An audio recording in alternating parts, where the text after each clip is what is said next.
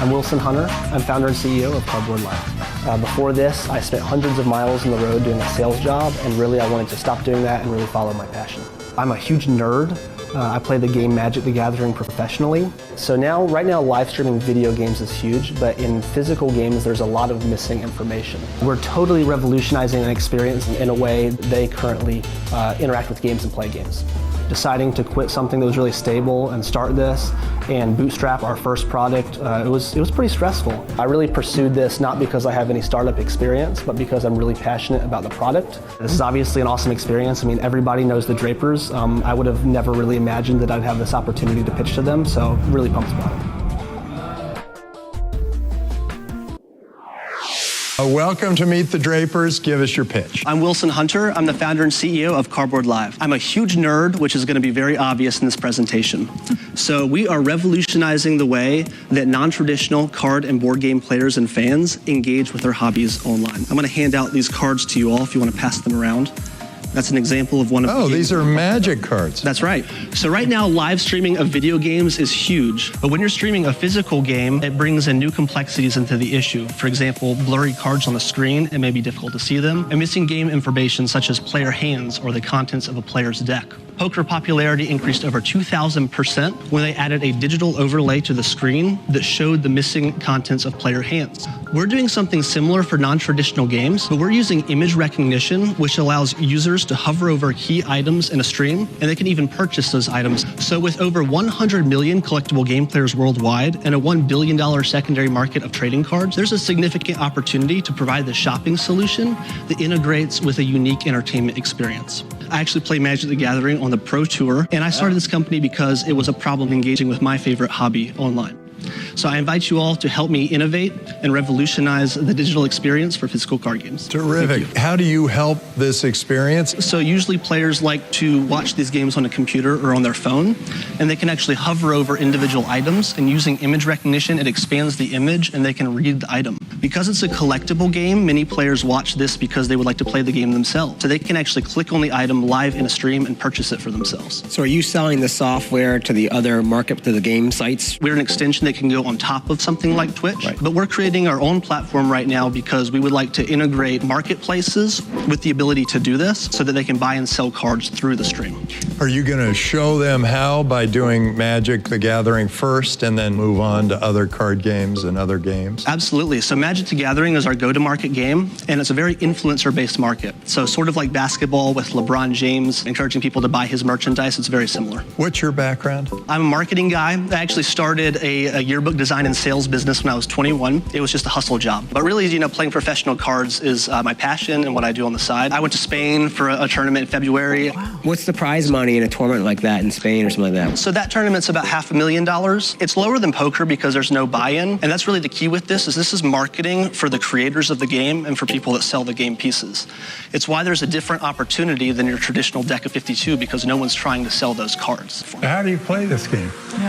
Yeah, so it's sort of like poker meets chess. And it's complicated because there's over 20,000 unique cards and they all do different things that interact with each other in unique ways. What's the #2 card game behind Magic? Yu-Gi-Oh! And Pokemon are a couple big ones.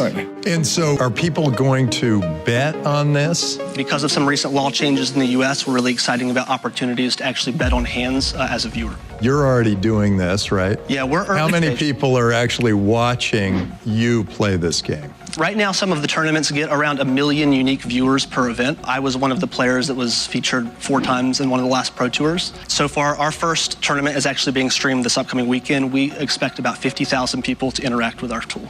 Is your product already built then? We've already built our first product. We have about 10,000 user pre-signups who are interested in it. And the secret sauce is the ability to see the cards. Is that correct? Yeah, the image recognition is a big part of it. Another part of it, sort of in the background, there are buttons that you can actually see the contents of the player decks.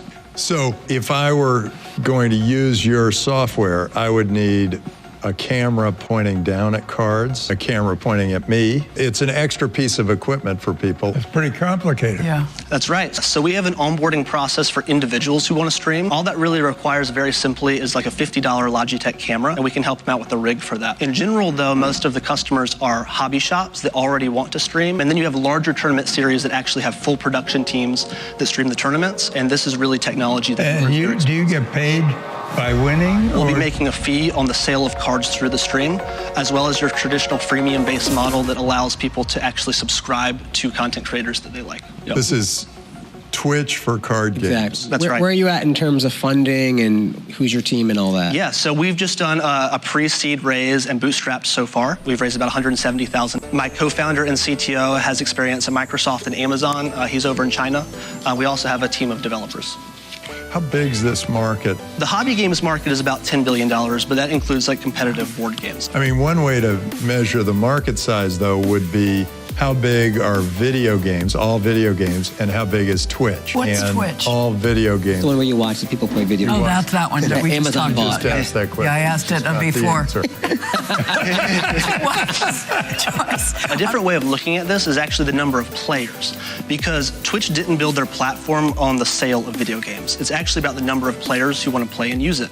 Twitch was bought by Amazon for $1 billion in 2014, but their valuation is approaching about $20 billion now. Amazon has purchased game streaming company Twitch.tv for close to $1 billion. So, You know, that really hurts me because we were early investors in Twitch. Oh, And we sold it for $1 billion going, yay, this is great. And now it's worth 20 times. God. This is about this specific game. You're starting with this game, we're starting with this specific game. We're also branching out into board games after that. like So, Pokemon and Yu-Gi-Oh. Do you see the... So how does this game work?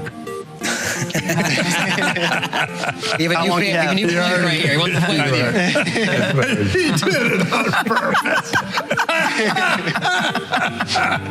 Terrific. Before we ask you another question you've already answered. Welcome to Meet the Drapers. Thank you so much for coming. Thank you. I think it went well. Really, they seem to sort of go into understanding the opportunity, which is really cool because I got to talk a little bit about what we've been doing and our progress. And I think Tim seemed like he was really into it. He understood a lot about Twitch. I mean, it's just cool to see all the stuff that's happening out here. Really, I've just been working on my startup in a lonely nook on the computer with some other people, around the world. So we really want people that are passionate about this space to invest in our company. We'll totally change the way that they currently interact with games and play games. So let's see how the judges felt about CardBoard.Live. And just know that you are the viewer and you can vote up, down, or you can invest. So, Sonny, why don't we start with you? What did you think of CardBoard.Live? Yeah, so I personally don't play Magic the Gathering, but as an investor, I'm looking to make a return on my money. And this space, whether it be the video game space, the card playing space, as we've seen from Twitch, has a very loyal following and a very rabid user base, actually. And he's a professional Magic Gathering player, so I assume he knows the bright people in the space. Take a look at that game. We watched Hudson Hunter defeats Derek Sheets 1-0. It's rocking and rolling here.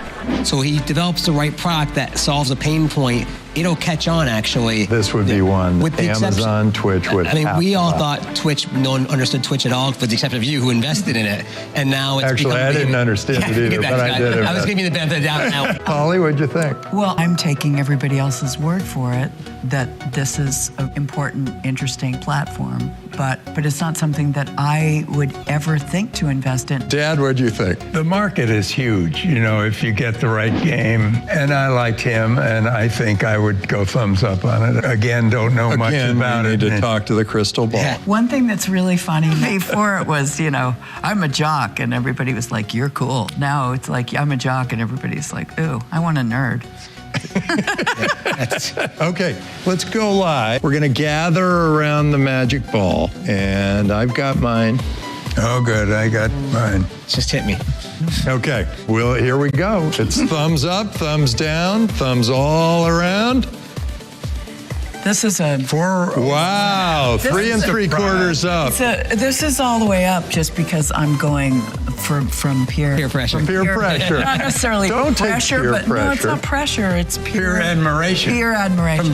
Oh, nerd Yeah, admiration. nerd admiration. No, Good. none of us ever played the game, actually, so that's the point. Yeah. I have actually played Magic the Gathering You have? one time. Yep. You did? Yep. And it is, do you- it's interesting. It's like a game of war. Uh-huh. Yeah. Okay, so you can vote you can invest in CardBoard.Live. So do as you will.